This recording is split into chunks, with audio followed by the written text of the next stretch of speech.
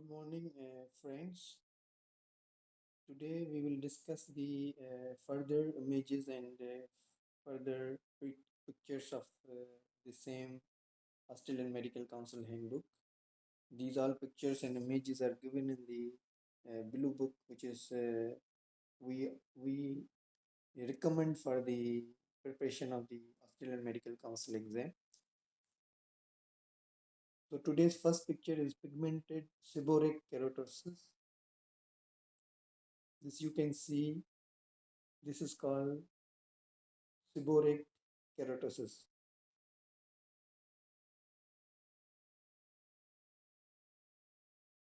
This commonly occurs in the old age, and whenever we see such type of the uh, picture or such type of the lesion, then we have to check for the internal malignancies like gastric carcinoma or any GI malignancy. We have to rule out that as well.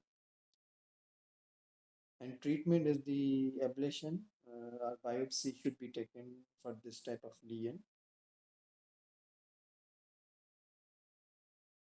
This is another image of subdiaphragmatic gas.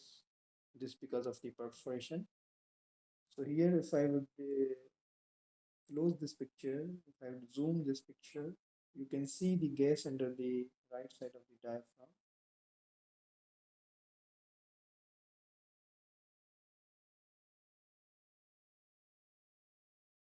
This is the diaphragm, and this is the gas under the right side of the diaphragm. So this shows the perforation is there. Mostly, this patient presentation will be acute abdominal pain and vomiting, and these type of the symptoms will be there. So this is the case of this is the case of perforation. Our next picture is the here you can see, you all know that this is the conjunctivitis. So conjunctivitis can be viral and can be bacterial. So this same picture comes in your exam. If it shows or in the history, if it is mentioned that it's bilateral, then this conjunctivitis is viral.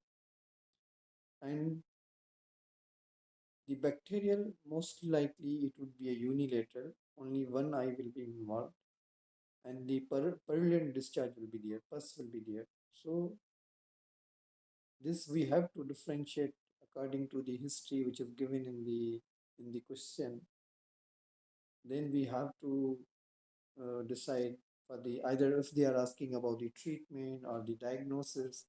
So the scenario which is given in the question, we have to think on that, and then accordingly we have to respond.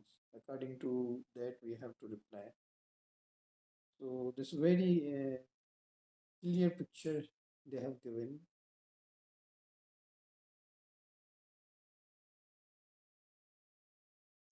Our next picture is a rotator cuff tear of the left shoulder.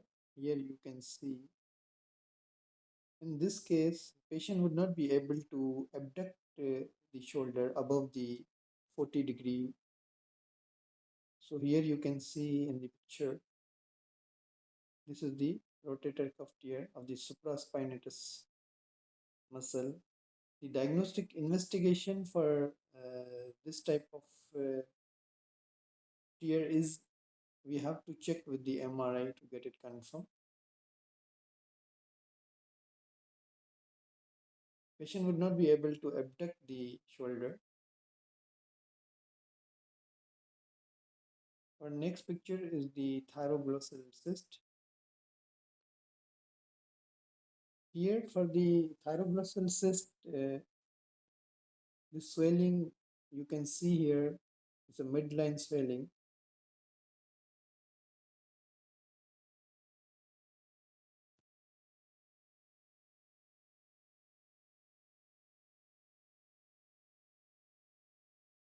This swelling, we'll ask the patient to move with uh, open the mouth and tongue should be out, then this swelling will move. So this is the diagnostic uh, means while examining, we can check with this either it's moving while moving tongue out or no. So once it is while moving tongue out, this moves, this swelling will move. And diagnostic investigation is the ultrasound and MRI in children as well. How we will differentiate either it is thyroid gland swelling or thyroglossal cyst swelling. So thyroid swelling will move while deglutition. So while swallowing, the swelling will move. But thyroglossal cyst swelling will not move while swallowing. It can be moved only while moving tongue out. Then the swelling will move. So this is the differentiate between the thyroglossal cyst swelling and the thyroid swelling. Our next image is the X-ray chest. So here you can see the this is a case of lobar pneumonia, and for the treatment of the pneumonia, you have to uh, remember the curve cycle or pneumonia severity index. This should be in your mind, and accordingly, you have to treat it. So they might give in the exam. Question will be like maybe they will give this image and they ask they give some uh, curve 65 or maybe sometime they mention the pneumonia severity index and accordingly you have to give the treatment. So if it is mild, moderate, severe, this you must in your mind that how we can treat the mild, moderate, and severe pneumonia. So here you can see this picture. This is the lobar pneumonia.